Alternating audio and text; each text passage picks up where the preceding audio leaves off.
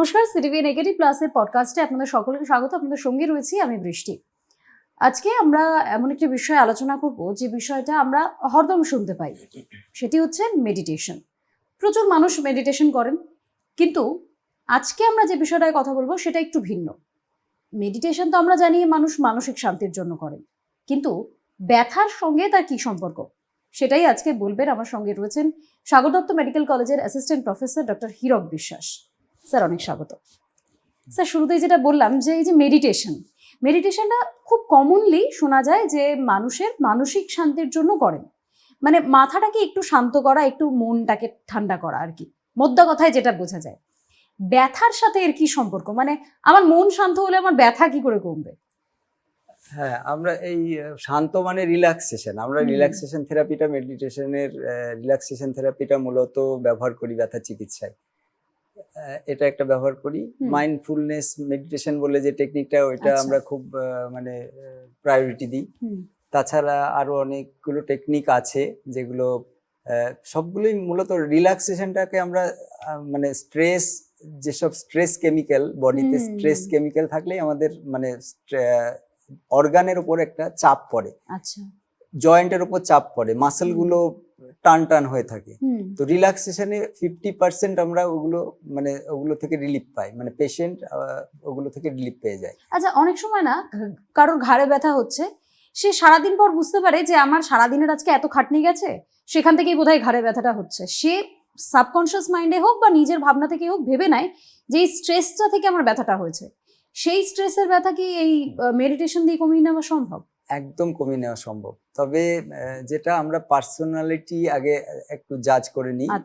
এবার সেই অনুযায়ী আজকে অ্যাডভান্স যুগে মেডিটেশনটা, সেই আগের যুগে আমরা যে ছোটবেলায় যেরকম মানে মেডিটেশন বলতে মানে চ্যান্টিং, ওইগুলোই ধ্যান, ওইটাই ধ্যান, জপ, এগুলো।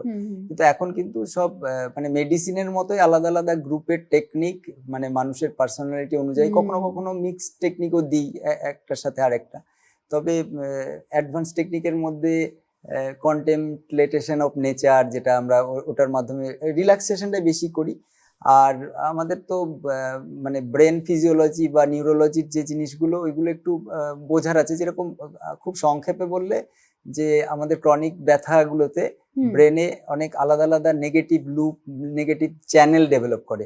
ওই চ্যানেলগুলোর জন্য আমাদের প্রচুর শরীরে মানে স্ট্রেস কেমিক্যাল গুলো জমে যায়। মানে একটা অ্যাকিউট ব্যথা হলেও আমাদের স্ট্রেস হয়, মানে সেটা একটা মানে সীমিত একটা জায়গাতে, তার ফলে ইনফ্লামেটরি যেসব কেমিক্যালস গুলো বডিতে অতটা ছড়ায় না। কিন্তু ক্রনিক ব্যথাটা কি হয়, ক্রনিক ব্যথার যে ট্র্যাক্ট বা ব্যথার যে আমাদের একটা মানে পাথওয়ে, যেটা সেই পাথওয়েটা আরো অনেক শাখা প্রশাখা তৈরি করে, যেগুলোকে আমরা লুপ বলি।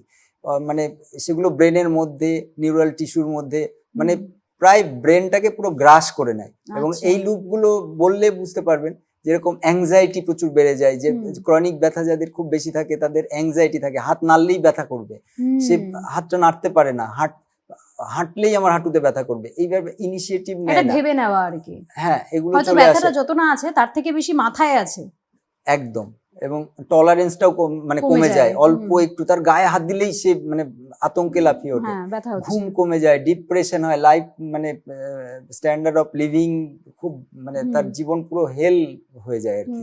তো এইগুলো তো স্ট্রেস কমিয়ে দিতে পারলে এগুলো কিন্তু খুব মানে রিল্যাক্সেশন থেরাপিটা এখানে মানে পেশেন্ট খুব তাড়াতাড়ি মানে আরাম পায়। কিন্তু অ্যাকিউট ফেজে যখন ব্যথা নিয়ে আসে তক্ষুনি আমরা এগুলো বলি না, কারণ হচ্ছে অতটা সেই সময়ে তো মানে তার ব্যথাটাকে কমানোর জন্য, হ্যাঁ, শারীরিক অবস্থায় আমরা ওষুধ এগুলো দিয়ে, মানে ওষুধ আগে ব্যবহার করা হয়, টেম্পোরারি মানে প্রাইমারি আমরা ওষুধটা দিয়ে কিছু। সেক্ষেত্রে কি ধরনের ওষুধ? কোনো পেইন কিলার নাকি অন্য কোনো?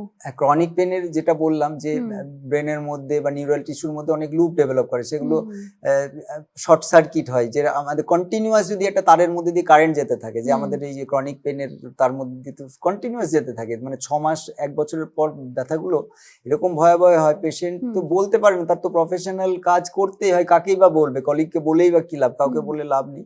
কিন্তু সে সেটাকে সহ্য করতে থাকে, ওই ট্র্যাকটার মধ্যে দিয়ে কিন্তু কারেন্ট যেতেই থাকে, তো সেই কারণে আশেপাশে অনেক শর্ট সার্কিট তৈরি হয়।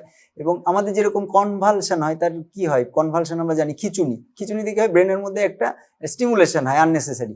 তো সেই রকম এই শর্ট সার্কিটগুলো ও ব্রেনের মধ্যে স্টিমুলেশন তৈরি করে এবং ওখান থেকে আবার ফিডব্যাক আসে, সেগুলো পেইনের নেগেটিভ একটা মানে আরো ব্যথাটাকে বাড়িয়ে দেয়। তো তখন আমরা এই ওষুধগুলো, মানে ব্যথার ওষুধ নয় কিন্তু এগুলো, আচ্ছা, কনভালশনের ওষুধ আমরা ব্যথাতে ইউজ করছি। কারণ কি, আচ্ছা।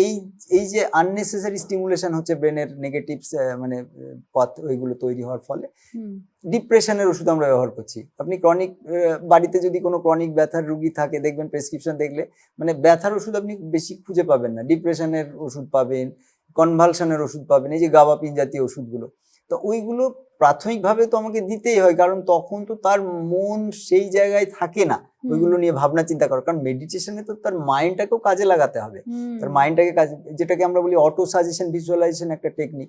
খুব যারা রেশনাল মানুষ, খুব লজিক নিয়ে চলতে ভালোবাসে, রিজনিং, যারা মানে সবকিছুর একটা কারণ জিজ্ঞেস করে, কেন বললেই তো হবে না কারণ, তাদের জন্য অটো সাজেশন ভিজুয়ালাইজেশন খুব ভালো টেকনিক। এটাও একটা কিন্তু মেডিটেশনের টেকনিক। এগুলো শুনে মনেই হবে না যে এটা মেডিটেশন, বাট এগুলো মেডিটেশন। মানে আমরা ছোটবেলা থেকে তাই জেনে এসেছি যে খুব শান্ত মাথায় বসতে হবে, আর ওই নিঃশ্বাস আর প্রশ্বাস এই হচ্ছে ওটাও আছে, নিঃশ্বাস প্রশ্বাস, এই যে বডি ইমেজ স্ক্যানিং, এটা একটা টেকনিক। যেরকম আপনার একটা জায়গায় ডিফিউজ একটা ব্যথা হচ্ছে, অসহ্য লাগছে, বিরক্তি, মানে যতটা না ব্যথা তার চেয়ে বেশি বিরক্তি লাগছে, তখন আমি এভাবে আমাদের যারা একটু অনেক সময় আমরা এরকম চেপে চেপে দিই কোন জায়গাটায় ব্যথাটা বেশি, তো হঠাৎ পেয়ে গেলাম টিপ অফ দা ফিঙ্গার দিয়ে, বুঝতে পারছি এই জায়গাটায়। তো এইটাতে যেমন আমাদের এটা রিল্যাক্স করে, তো এইটাই আমরা মেডিটেশনের মাধ্যমে বডি স্ক্যানিং করতে থাকি।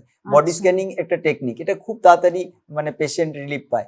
কিন্তু সব ক্ষেত্রে আমরা এটাকে মেইনটেনেন্স থেরাপি হিসেবে ধরি, যে লং ডিউরেশন তাকে যাতে ওষুধ খেতে না হয় এবং মানে আজীবন যাতে সে এটা করলে তার আর ওই ব্যথার সিমটমস গুলো, মানে একটা চিকিৎসা পদ্ধতি তো যে কোনো মানুষকেই অবলম্বন করতে হবে, ওষুধ খেতে হবে, তার একটা ট্রিটমেন্টও হবে, কিন্তু তার পাশাপাশি যদি এমন একটা পন্থা, যে পন্থাটা মানে বেঁচে থাকার পথটা একটু সুগম করে দেবে, তার ব্যথার চিকিৎসা তো হয়েই গেল, তার সাথে তার ফিটনেস বেড়ে যাবে, তারপর কমফোর্ট, মানে এবার মেডিটেশনের অন্যান্য শাখা প্রশাখাগুলো তো আমরা করে, মানে যখন শেখাতে শুরু করব, পিস অফ মাইন্ড চলে আসবে, লাইফটা একটা অন্য মানে আঙ্গিকে সে তখন দেখতে পাবে। একদম, মানে নিজের চোখের সামনে একটা স্বচ্ছতা থাকবে।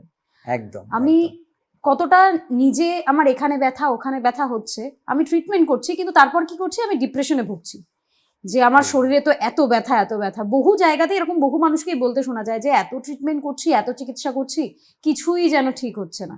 সেটা কোথাও গিয়ে মেডিটেশন মানসিক শান্তি দেবে এবং তার জীবনে একটা নতুন অধ্যায় তৈরি করবে। একদমই। আর এই যে মেডিটেশনের যে টেকনিক্স গুলো রয়েছে, যারা আপনাদের কাছে আসেন তাদের কি রিভিউ থাকে সেই পুরো একটা ধরুন সেশন নেওয়ার পর? আমরা প্রথমে বললাম যে আমাদের সিলেকশন ঠিক করে করতে হবে। প্রথমে হচ্ছে মেডিটেশনের কিছু পেশেন্ট আছে মেডিটেশন আননেসেসারি আমাদের বলার দরকারই নেই, কারণ হচ্ছে একটা ইয়াং ছেলে এসছে, তার ওষুধ দিয়ে অ্যাকিউট অসুখটাকে আমরা সারিয়ে ফেললাম, তারপরে আমরা বললাম ফলো আপে এসো, সে হয়তো একবার বলে গেল যে আমার আর অসুবিধা হয়নি। কিন্তু ক্রনিক ক্ষেত্রে রিভিউ খুবই ভালো আমাদের কাছে, মানে পরবর্তীকালে আমাদের শুধু মেডিটেশনের রিল্যাক্সেশন টেকনিক গুলো বা ওর যে তাকে যে লার্নিং, এটা তো একটা লার্নিং মেথড, তো তারা কিন্তু পরে এসে আমাদের থ্যাঙ্কস দিতে আসে। আপনাদের কাছে যারা আসেন তারা মোটামুটি কোন বয়স থেকে আসেন? মানে এই যেহেতু আপনি বললেন যে ইয়াং যারা আসে তাদেরকে খুব বেশি মানে টানতে হয় না বিষয়টাকে। ইয়াংদের ক্ষেত্রে আমাদের এটা তো লার্নিং, এটা আমাদের ব্রেনের মাইন্ডের যেরকম লার্নিং, এটা সাইকোলজি লার্নিং এর যে একটা চ্যাপ্টার আছে, তো এটা লার্নিং এর একটা পদ্ধতি। তো সেক্ষেত্রে ছোট যত কম বয়স হবে সেটা তো এটা মাটির, মানে তাদের ফ্লেক্সিবিলিটি কম, তারা শেখে, তাদের অ্যাকসেপ্টেবিলিটি অনেক বেশি, বয়স যত বাড়তে থাকে।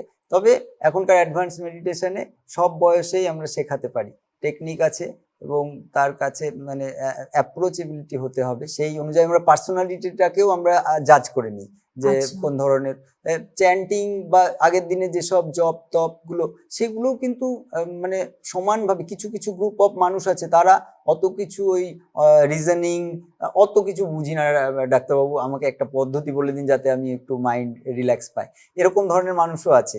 তো সেই সেই ধরনের এর উপর বেস করে আমরা টেকনিক গুলো পার্সোনালিটি অনুযায়ী আমরা কার জন্য কোনটা ম্যাচ করছে সেই অনুযায়ী আমরা মেডিটেশন তাদেরকে শেখাই।